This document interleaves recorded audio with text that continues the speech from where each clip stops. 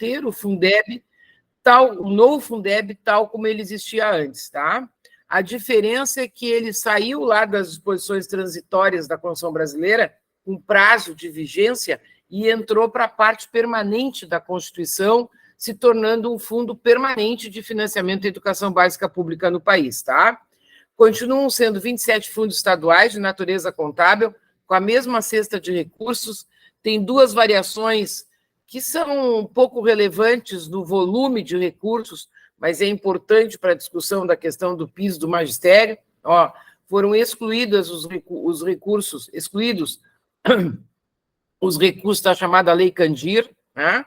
E foram incluídos as alíquotas adicionais do ICMS criadas para financiar os fundos de combate à pobreza. E as matrículas também são as mesmas. São as matrículas da educação básica presencial, no âmbito de atuação prioritária de cada ente federado.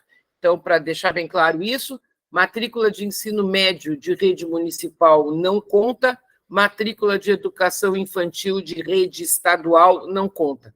Entram também as instituições conveniadas, né, de creches, pré-escolas, educação especial, educação no campo com formação por alternância.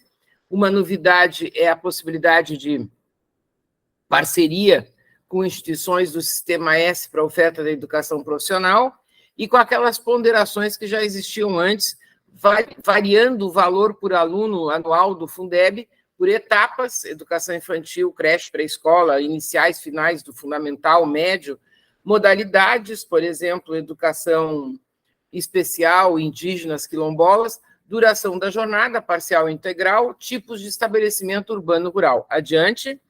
Qual é a grande novidade do novo Fundeb? Por favor, podem passar. É a complementação da União, tá? Que primeiro ela aumentou do que era antes, de 10% sobre o valor total dos 27 fundos estaduais para 23%, mas num crescimento gradual.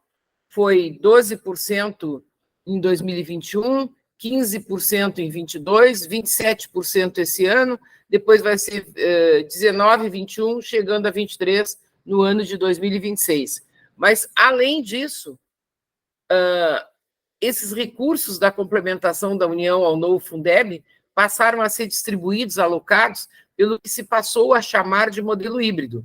Tem a complementação valor aluno ano do Fundeb, que é como no antigo Fundeb, né? Se calcula o valor do Fundeb em cada ente federado, e esse valor em cada unidade federada, em cada estado e no DF, esse valor é o mesmo para a rede estadual e para todas as redes municipais naquele estado, e aí os que têm menor valor aluno ano do Fundeb são contemplados com esse recurso da União e chega à rede estadual e a todos os municípios naqueles estados que recebem esses recursos. Para 2023, tem 11 estados beneficiados, tá?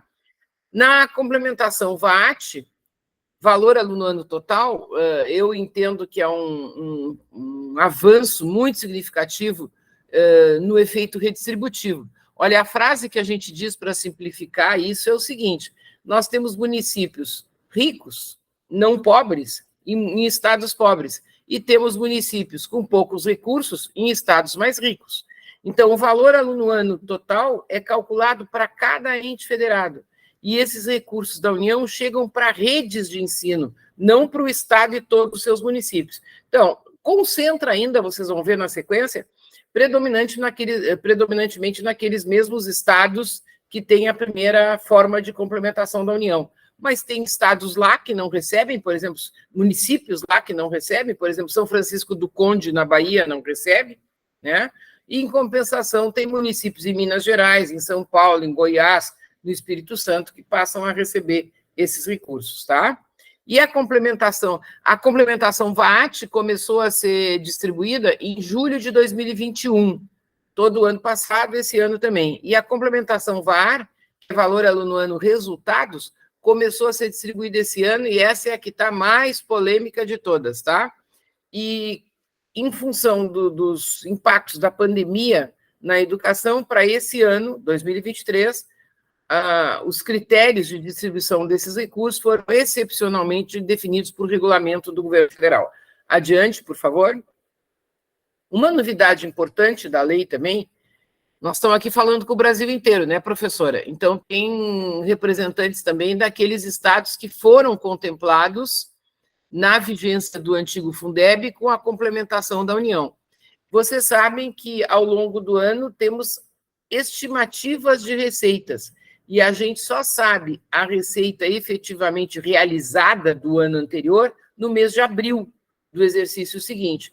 Então, no mês de abril, tem o que se chama de ajuste da complementação da União ao Fundeb.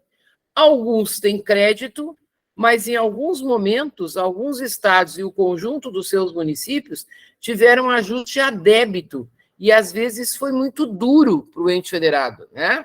Desconto de dinheiro na conta do Fundeb do município.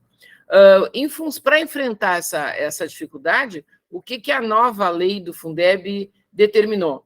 Que além daquela que já era obrigatória, estimativa de receita do Fundeb, até o dia 31 de dezembro de cada exercício, para o exercício seguinte, também tem que ter novas estimativas ao longo do exercício. Então, as estimativas de receita vão sendo corrigidas em função da receita que vai sendo efetivamente arrecadada, a cada 4 meses. Isso aqui gerou uma dificuldade de interpretação, viu, que a gente vai ter que resolver esse ano. Então, a primeira portaria é até 31 de dezembro, para os 12 meses do exercício seguinte. A segunda é até 30 de abril, olhem só, esse mês, nós estamos no dia 14, tem que sair essa portaria, para os 8 meses seguintes, de maio a dezembro. Depois, até 31 de agosto, uma terceira portaria de reestimativa das receitas do Fundeb para os últimos 4 meses. E gerou uma controvérsia com o FNDE, porque eles entendem que tem que ter mais uma portaria em dezembro. Só que nós vamos ter que resolver na atualização da lei esse ano. Eu, particularmente, acho que é dispensável. E se tem mais uma em dezembro, a anterior não é para cada 4 meses, vira para 13, e a de dezembro é para um mês só. E olhem que confusão que isso gerou. Por exemplo, no ano de 2021, aumentou de 31% para 33% o reajuste do piso do magistério em função dessa portaria de dezembro. Adiante, por favor. Então, em dezembro de 2022, nós tivemos 2 portarias publicadas. A primeira, a número 6, que foi assinada no dia 28 de dezembro, publicada dia 29, com a última estimativa de receitas para 2022. E a portaria 7, que foi publicada a primeira vez no dia 30 de dezembro e depois foi republicada no dia 3 de janeiro, com a primeira estimativa de receitas para 2023. Olha, colegas, a portaria que é assinada da economia, os governos mudam a estrutura dos ministérios, elas são pequenas, são textos pequenos. O que importa mesmo são os chamados anexos, tá? O anexo 1 e 2 trata da complementação VAF, né? O anexo 1 tem o VAF de cada estado e DF do Brasil, por modalidades de educação, então, qual é o valor da creche, qual é o valor da pré-escola, etc.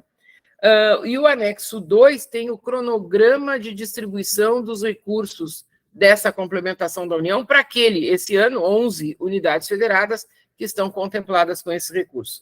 O anexo 3 e o 4 trata do VAT, do valor aluno ano total. Então, o anexo 3 tem os VATs calculados de todos os entes federados que se habilitaram para tal, já volto a essa questão da habilitação, e na ordem do menor para o maior, e até aquele que recebe recursos da União, tá? Separando, né, os primeiros recebem a complementação VAF, a partir de determinado momento não recebe mais. E o anexo 4 é o cronograma de distribuição desses recursos. O anexo 5 e 6, que são novidade desse ano, se referem aos recursos da complementação VAR. O anexo 5 tem as redes beneficiadas e o valor total que cada rede vai receber, e o anexo 6 tem o cronograma de distribuição. Agora, em abril, até o final desse mês, mais 2 portarias têm que ser publicadas pelo governo federal. Uma com o ajuste de 2022 e a outra com a segunda estimativa de 2023. Adiante, por favor.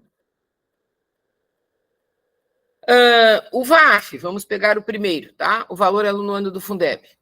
Ele é calculado com as receitas do Fundeb em cada unidade federada, considerando as matrículas do censo escolar do ano anterior. Nesse período de transição, nos exercícios de 21, 22 e 23, as ponderações, aquela variação de valor creche, pré-escola, iniciais, finais, urbano, rural, são as de 2020, que foram prorrogadas, a sua utilização foi prorrogada, a sua utilização para esses 3 anos. De acordo com a última estimativa de 2021, o VAF mínimo foi R$ 4.462,83, e 11 estados foram beneficiados. Olhem só, na portaria do ajuste, né, o Paraná teve ajuste a débito. Aliás, eu até hoje não entendi como é que o Paraná entrou em algum momento na complementação VAF do Fundeb em 2021. Deve ter tido algum problema na estimativa de alguma receita do Estado lá, que estimou bem abaixo do que terminou efetivamente sendo arrecadado. A última estimativa de 2022, o VAF mínimo subiu para R$ 5.122,80, e 9 estados foram beneficiados, sendo que o Rio Grande do Norte entrou e saiu também, entrou no primeiro quadrimestre e depois saiu. E nessa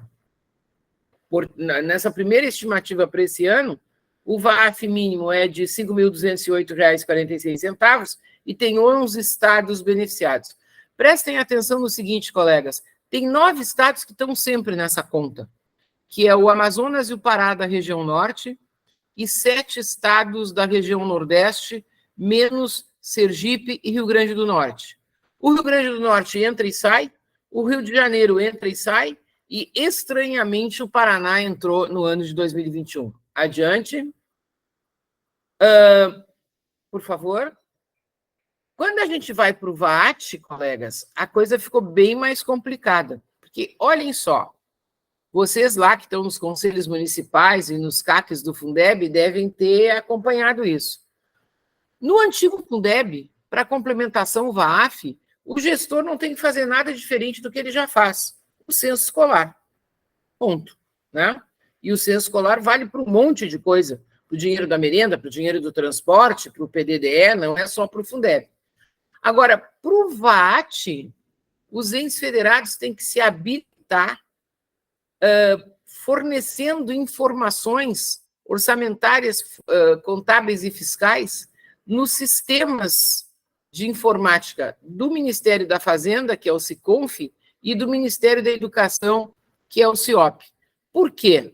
Porque o VAT considera os recursos do Fundeb e todos os demais recursos da educação que estão fora do Fundeb. Vamos lá. Os 5% que não estão no Fundeb, do FPM, por exemplo, do ICMS, por exemplo, tá? Os 25% dos demais impostos que não estão no Fundeb, por exemplo, do IPTU, do ISS-QN, são impostos arrecadados pelos municípios, dos quais 25% também têm que ser destinados a despesas de manutenção e desenvolvimento e ensino, mas que não integram a cesta do Fundeb.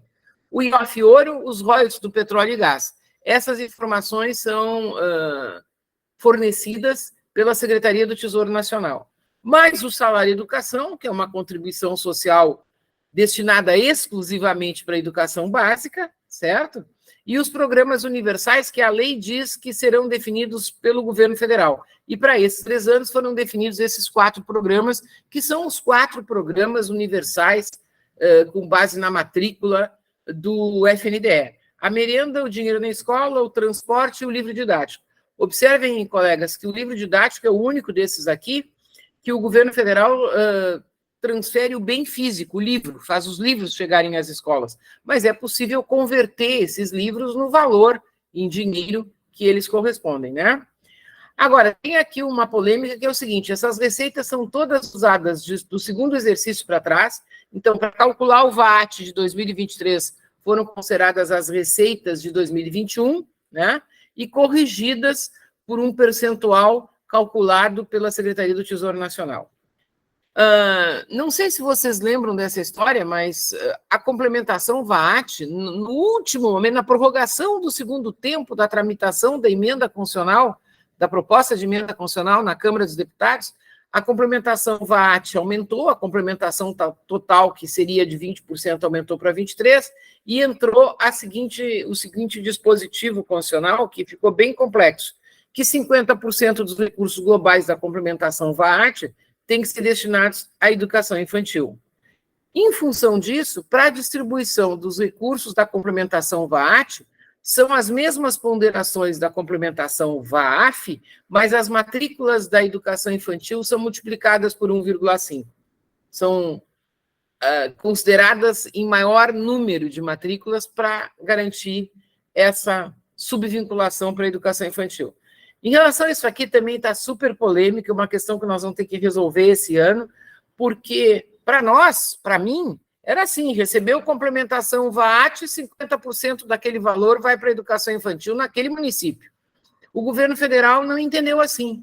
Ele entendeu que é 50% do global e fez um cálculo de percentual nessa portaria de maio de 2021, de um percentual diferenciado para cada um dos municípios contemplados com esses recursos federais, que varia de 20 e poucos por cento a 60%, ninguém entende direito por quê, isso só está complicando o uso desses recursos e a prestação de contas desses recursos.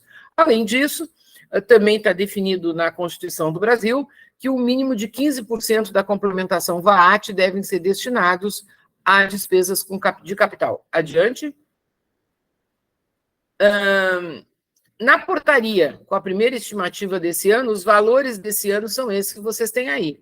A contribuição de estados, DF e municípios são 224 bilhões, a complementação VAF, 10% daquele primeiro valor, são 22 bilhões, a complementação VAF, 6,25% daquele valor total, são 14 bilhões, e a complementação VAR, 0,75%, são 1,687 bilhões, o que soma 263 milhões. O VAF mínimo é 5.208 e o VAT mínimo é 8.180. Adiante. Aqui, gente, para a gente ter uma ideia, eu não vou passar por todos os números, é óbvio, essa palestra fica com vocês, depois cada um de vocês pode olhar o seu estado lá, certo? Nós temos na coluna da esquerda o VAF de cada ente federado, que olhem só, vou repetir, o VAF é o mesmo para a rede estadual e para todas as redes municipais em cada estado brasileiro, ordenados por valor, né?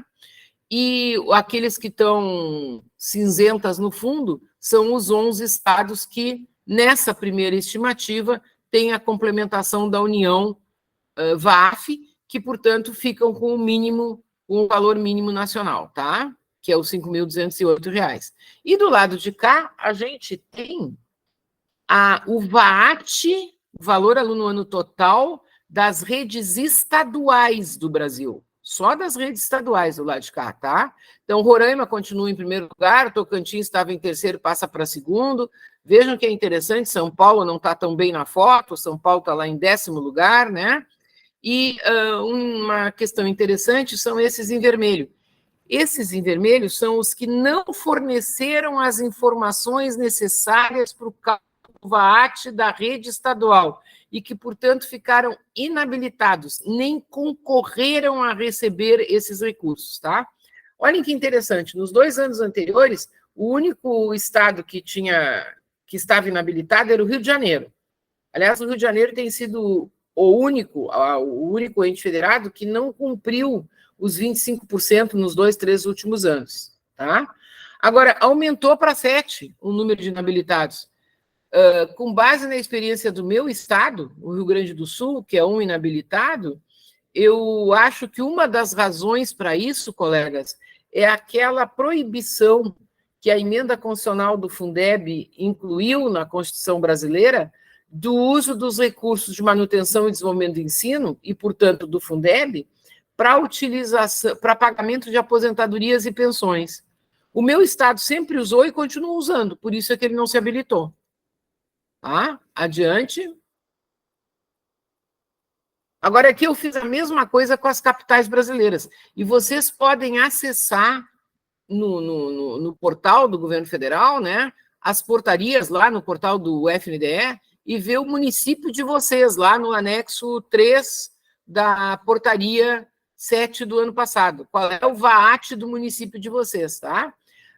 O VAF é o mesmo para a rede estadual e todas as redes municipais, e do lado de cá a gente tem o VAT das capitais. Vejam que Porto Alegre e Rio Grande do Sul é o 7º do lado de lá, né, entre os VAFs.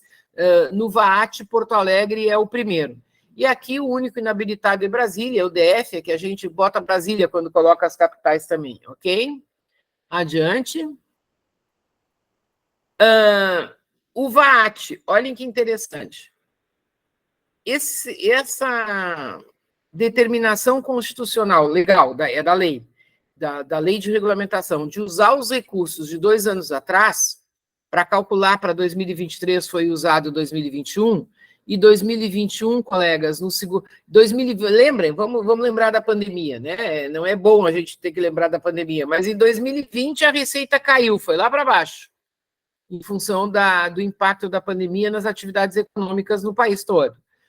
Em 2021, especialmente no segundo semestre, teve um aumento fora da curva das receitas no país, por isso que a variação do valor aluno ano ficou em 33%, o ajuste do piso para 2022, baseado nesse critério, que é controverso, né, a sua legitimidade jurídica, ficou em 33%, teve um aumento extraordinário da receita, muito mais decorrente de inflação, de aumento de preços de combustíveis, de energia, né, do que de aumento da capacidade de produção do país.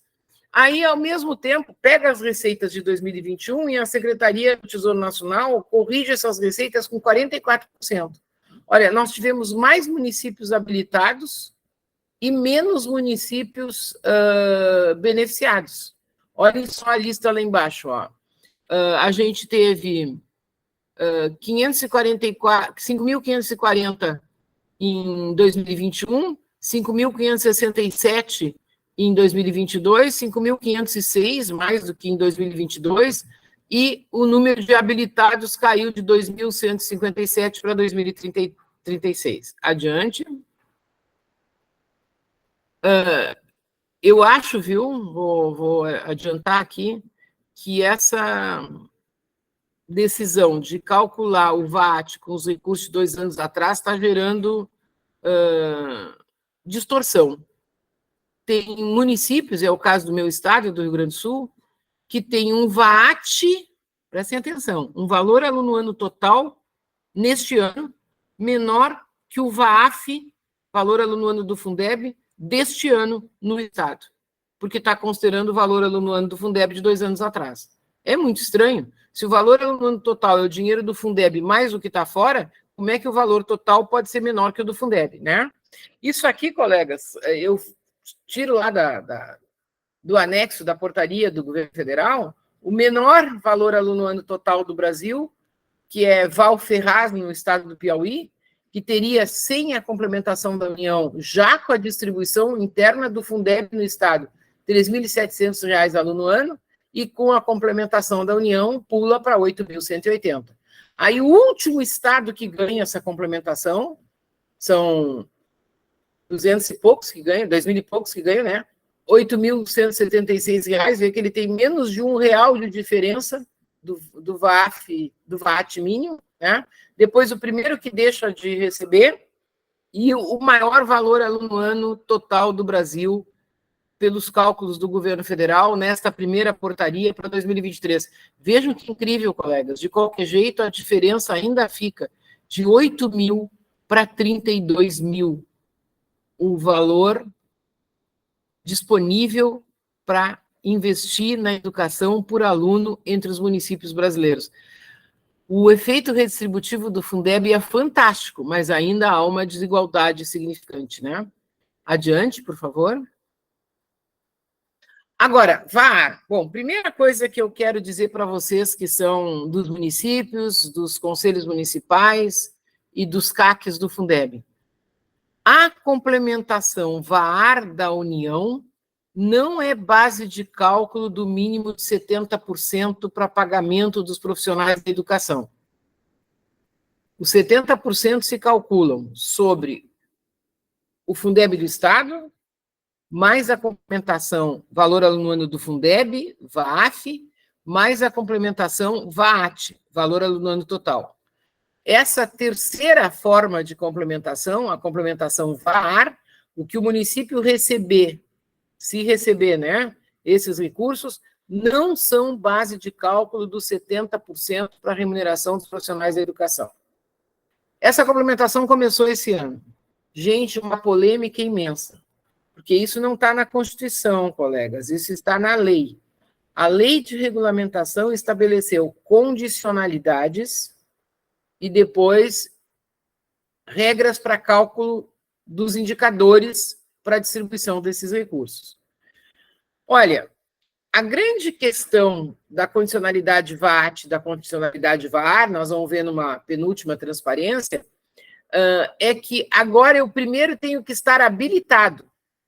Depois eu posso estar habilitado e, mesmo assim, não ser beneficiado. Isso gerou, viu, uma dificuldade de compreensão absolutamente que a gente pode entender, principalmente nos estados do Nordeste, aqueles que já têm complementação VAF, porque era assim, ó, professora, a complementação VAF, o estado do Piauí recebeu, todos os municípios do Piauí recebem. Agora, a complementação VAT, alguns municípios do Piauí não recebem. Aí o município diz assim, mas por que ele recebeu e eu não? Porque ele estava acostumado que todo mundo recebia. Só que a complementação VAT e a complementação VAR não é assim. Não é para todos os municípios no estado contemplado, tá? Então, quais são as condicionalidades? Olha, gente, isso deu tanta polêmica.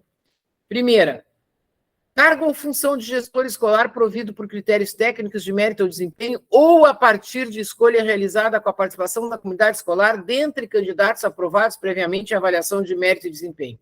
Bom, primeira coisa, uma dificuldade de entendimento dessa condicionalidade foi a comparação com a estratégia do Plano Nacional de Educação, porque o Plano Nacional de Educação exige participação da comunidade e exige critérios técnicos de mérito e desempenho.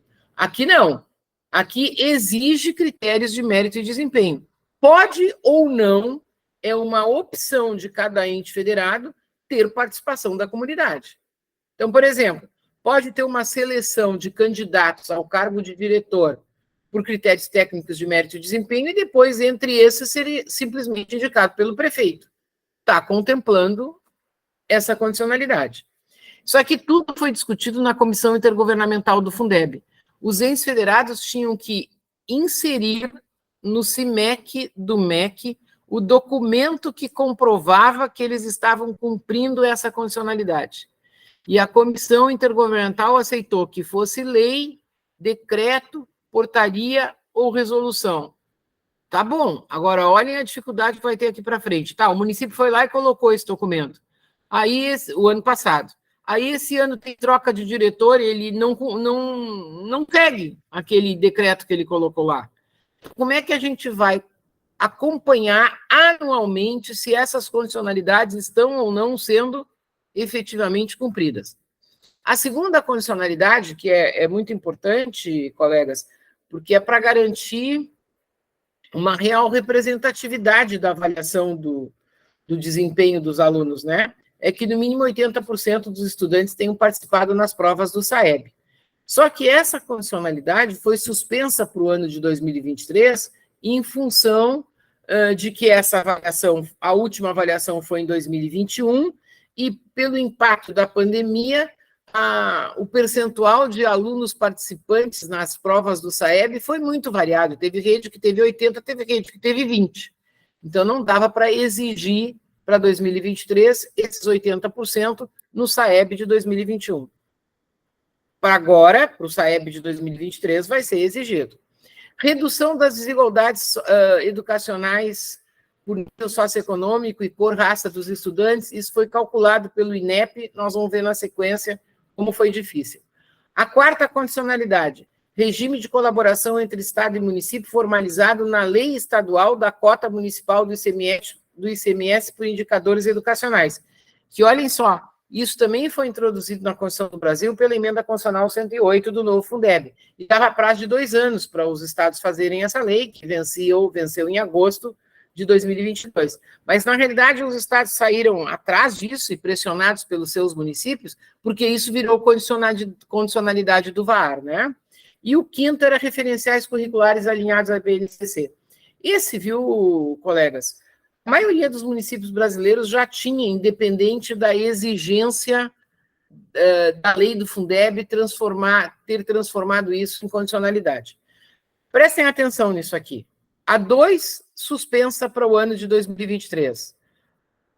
A 3, calculada pelo INEP. A 4, quem tinha que colocar lá no CINEP, no CIMEC, eram os estados. Quais eram as duas condicionalidades que os municípios tinham que tomar a iniciativa de informar e inserir os respectivos documentos? A 1 e a 5. Olha, deu tanta dificuldade, os prazos foram prorrogados. Dos currículos, por exemplo, primeiro foi informado na plataforma do CAED, o CAED ia transferir para o CIMEC, aí não deu certo, aí vários municípios foram informados que eles tinham que inserir de novo. Olha, foi muito complicado e foi um trabalhão para os técnicos do MEC, viu? Ficarem acompanhando sistematicamente o cumprimento dessas condicionalidades e verificando se os documentos inseridos eram os corretos. Eles chegaram a nos dizer, gente, que teve município que inseriu errado a lei de criação do cemitério, em vez de colocar os referenciais curriculares. Imaginem o trabalhão que eles tiveram, o trabalho dos gestores municipais de fazer a inserção dessas informações e documentos, e o trabalhão dos técnicos do MEC de ficar controlando se estava tudo certo. Adiante. Várias resoluções foram feitas da Comissão Intergovernamental e portarias do MEC para tratar dessas condicionalidades nesse ano, tá? A primeira resolução da Comissão Intergovernamental diz que o INEP tinha que apresentar como é que ele ia calcular a condicionalidade 3 e como é que ele ia calcular os indicadores da complementação da União, tá? Adiante. Olha só, a resolução 5 tratou de como o INEP calculou a condicionalidade 3. Gente, ninguém está entendendo direito isso. Para começar, eles consideraram os dados do SAEB de 2017 e 2019, porque 2021 está fora da curva em função da pandemia. As médias dos estudantes em língua portuguesa e matemática nas 3 séries que o SAEB avalia. A rede tinha que ter número de alunos suficientes para poder dividir os alunos, né, classificar os alunos em 4 quartis por nível socioeconômico e em 2 categorias por raça e cor. Aí, como é que eles fizeram?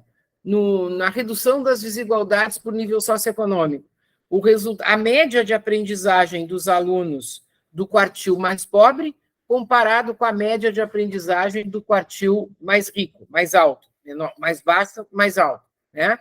E se essa diferença entre 2017 e 2019 diminuiu ou não. Foi assim que eles calcularam. E a de raça e cor, eles consideraram 2 categorias. Uma categoria juntaram os alunos com pele preta, parda e indígena, e a categoria 1 com pele branca e amarela, e fizeram a mesma coisa. A média de aprendizagem da primeira categoria comparada com a média de aprendizagem da categoria 1, da 2 com a 1, em 2017 e em 2019, para saber se reduziu ou não. Olha, tem 2 problemas aqui. Primeiro é que se a rede não tinha dados para esse cálculo, ela foi considerada habilitada. Então, por exemplo, se uma rede só tem aluno branco, lá um município do interior de Santa Catarina, só tem aluno branco, não tem condições de calcular isso, habilitada está. Um município do interior da Amazônia, que só tem indígena, não tem como calcular, está habilitado, né? Complicado. Segundo, essas declarações foram tomadas nos questionários preenchidos pelos alunos no SAEB. São autodeclarações de crianças e adolescentes. em 3 séries, 5º ano, 9º ano e 3ª do médio, e generalizadas para toda a rede. Então, muito complicado esse cálculo. E ninguém sabe, não foi divulgado, assim, no teu município a diferença era tanto, não diminuiu, ficou na mesma. Esses cálculos não foram divulgados. É um negócio meio... É falta de transparência para os gestores entenderem. Adiante. A portaria, olhem só, gente, uma portaria de 3 de dezembro para esses cálculos serem feitos em dezembro para começarem a valer no dia 1º de janeiro. Definiu a metodologia do cálculo dos indicadores.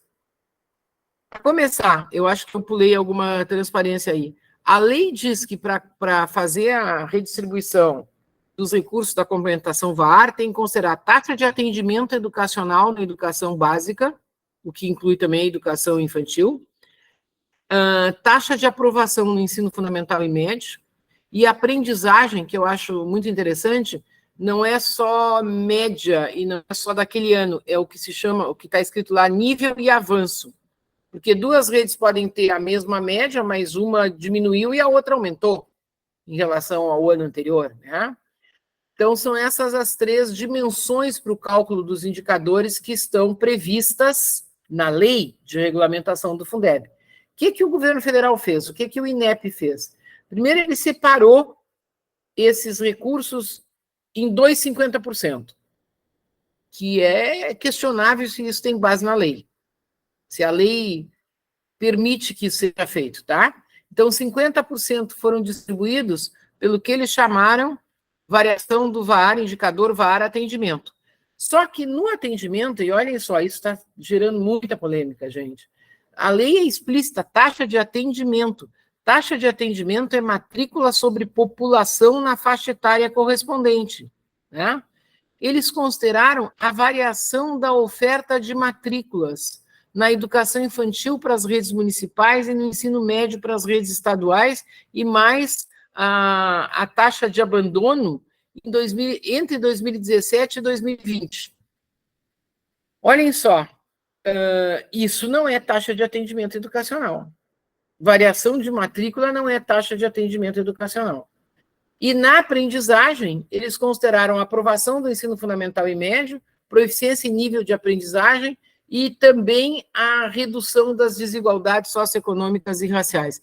Vejam que elas estão consideradas 2 vezes, né? A redução das desigualdades socioeconômicas e raciais são ao mesmo tempo indicador e ao mesmo tempo resultado.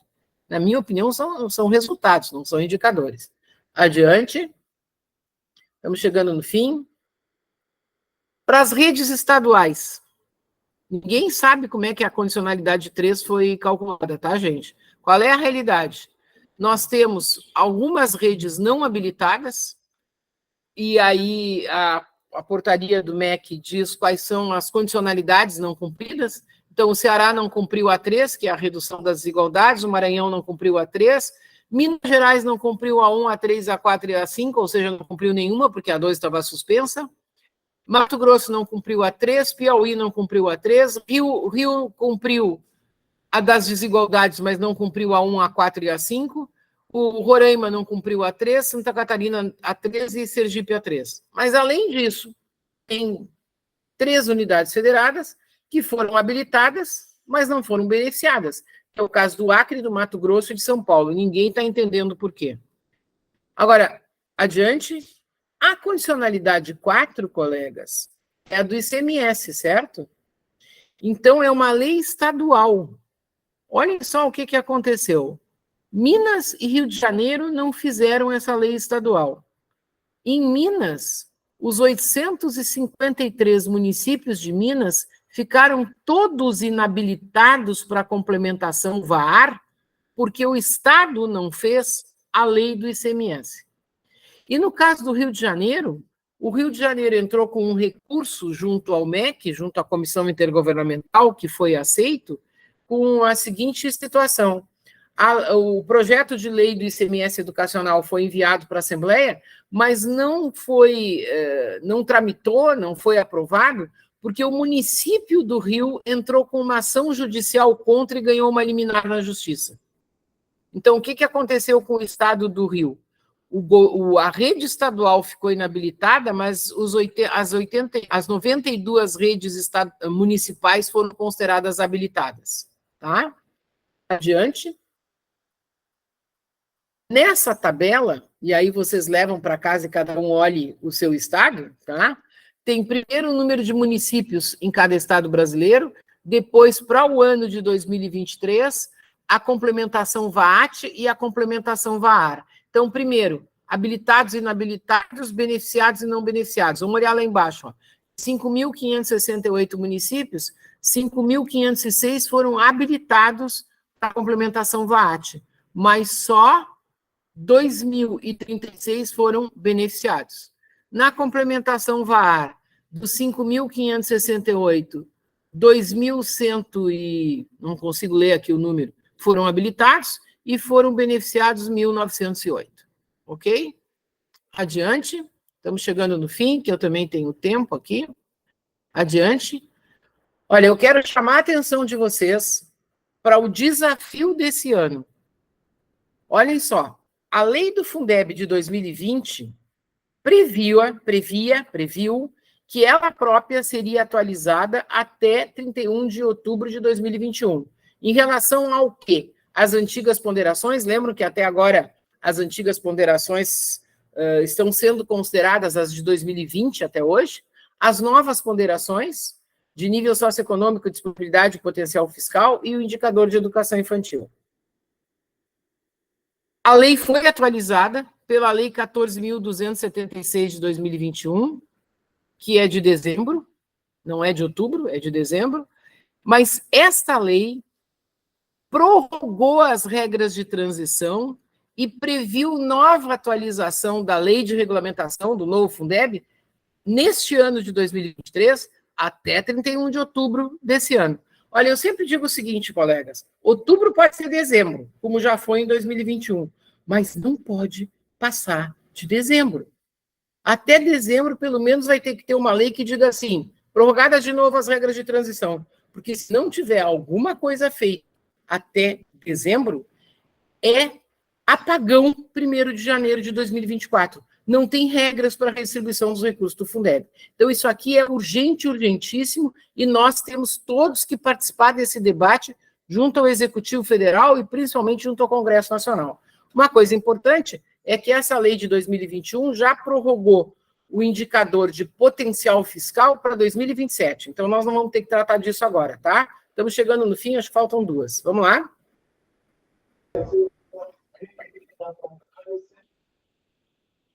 Hã? Alguma coisa comigo? 2 coisas, tá? Para a gente fechar aqui. Quais foram as principais alterações feitas pela lei de 2021? Prorrogou as regras de transição, corrigiu o conceito de profissionais da educação e corrigiu o dispositivo das contas bancárias. Estou vendo o Leomir aqui, a gente tem até hoje um contencioso com o FNDE, porque a partir de quando essas novas regras passaram a valer, né? No nosso entendimento, pelo princípio da anualidade orçamentária, ele deveria valer para o ano de 2021 inteiro. O FNDE bateu o martelo que é só a partir da publicação da lei de 2021. Não sei como é que estão as prestações de contas disso aqui, deve estar uma confusão, porque tinha muito município, por exemplo, que vendia a folha de pagamento e que continuou vendendo a folha de pagamento desde 1º de janeiro de 2021. Para 2022 isso está resolvido, mas como é que ficaram as prestações de contas, como é que estão as prestações de contas de 2021, tá?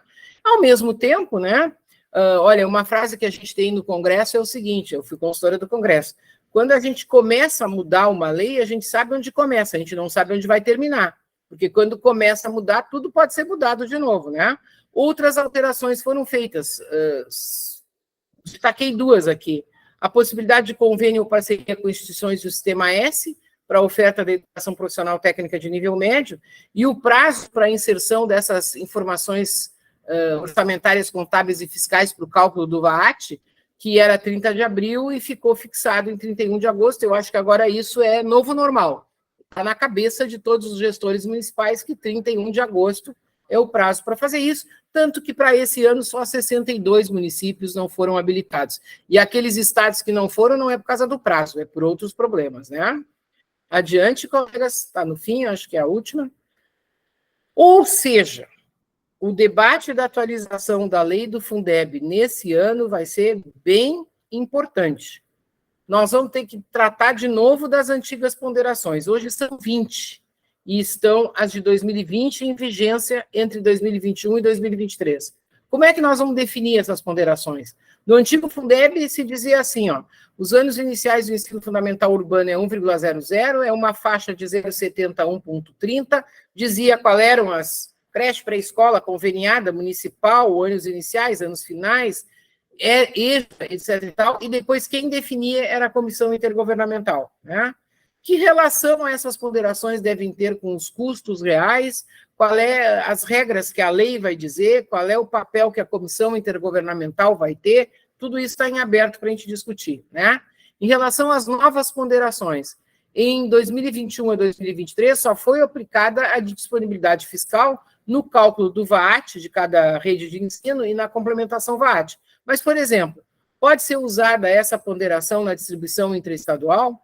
E como é que vai se calcular o nível socioeconômico? Vai continuar sendo com autodeclaração de criança e adolescente de 3 séries?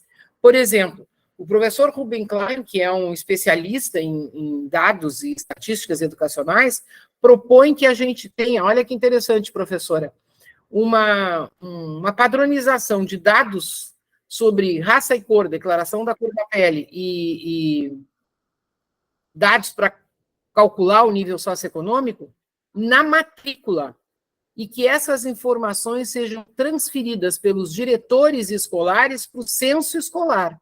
Olha, 2 vantagens fenomenais aqui. Primeiro, seria a declaração de adulto, não declaração de criança e adolescente, e seria de todos os alunos da rede, não só dos 3 das séries nas quais as provas do SAEB são aplicadas. Segundo o professor Ruben Klein, ele defende isso desde 85, eu acho. É uma questão que a gente tem que acertar com o INEP, como é que essas informações vão ser coletadas com declaração dos pais ou responsáveis no censo escolar, né? E o indicador de educação infantil é super polêmico. Para vocês terem uma ideia, aquela designação, aquela portaria que definiu aqueles percentuais diferenciados, a CNM, a Confederação Nacional dos Municípios, chegou a fazer um ofício solicitando a revogação e que fosse 50% para todo mundo, mas olha, tudo que a gente pediu para o governo não adiantou. Tanto INEP quanto o FNDE, Elmiro, é o que nós dissemos e não teve negociação, né? Nós temos que definir isso de novo. Olha, inclusive o INEP queria tirar da lei, na atualização da lei em 2021, o critério de vulnerabilidade social, ainda bem que não conseguiu, né? E parece que a gente já começou a se entender. Vulnerabilidade social não é a mesma coisa que nível socioeconômico. Nível socioeconômico se calcula de todo mundo para fazer uma variação de distribuição. Vulnerabilidade social é ainda mais para aqueles alunos naquela situação. E tem que considerar, que eu acho que não está sendo considerado também, a diferença entre pré-escola obrigatória e creche não obrigatória, tá? E chegamos ao final, a última. Além, aquilo que eu comentei com os senhores, né, gente? Quando a lei diz que ela tem que ser atualizada em relação àqueles 3 pontos, mas abrindo a discussão, outros podem entrar na roda. Por exemplo, qual receitas vão ser usadas para o cálculo do VAT? Olha só, professora, uma coisa que eu já disse, tenho dito sistematicamente, tem umas coisas difíceis de entender. Tu usa o valor do PNAE, do PDDE para o cálculo do VAT. Eles ficam congelados. Não tem reajuste anual. Só que no cálculo do VAT se reajusta esses valores pelo indicador calculado pela STN. O que é isso, gente? O que é isso? O valor... Isso está lá no orçamento da União. O governo federal sabe qual é o valor do PNAE que ele está passando para cada ente federado. Por que tem que usar o de 2 anos atrás e corrigir quando, em geral, esses valores ficam 3, 4, 5 anos sem correção nenhuma? É uma coisa estratosférica de entender. E, com certeza, isso está na lei, não está na Constituição.